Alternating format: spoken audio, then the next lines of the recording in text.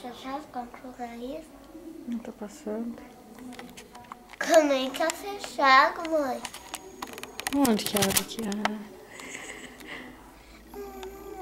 Isso é sinal de que ela está com muito sono. Vamos mostrar a irmã. Júlia detonada depois de todas as bagunças da vivenda. E a Camila dizendo tchau para a Tchau. Diga tchau, filha. Tchau.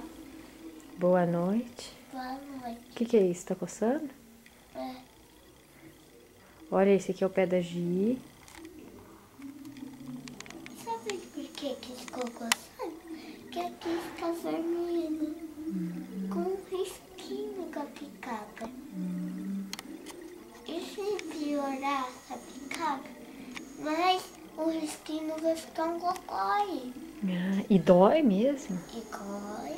Isso é uma alergia sua ou não? Não, mas isso se você usar corante e grudar na sua testa, isso já sai da alergia de corante.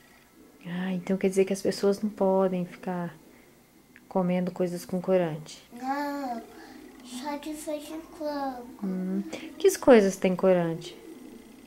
Ah, quase todas as coisas, só não pode ter alergia, capo, nenhum deles.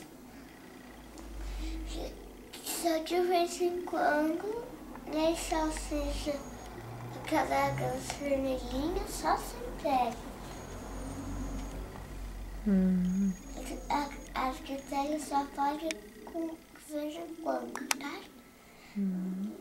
Ai, também não deve mexer com uma flor bonita, branquinha, porque ela é calejana pra não pegar mais ela. Ah, então diga tchau pra câmera. Tchau. Câmera. Fala, eu vou dormir. Eu vou dormir. Boa noite. Boa noite. Te amo, mãe.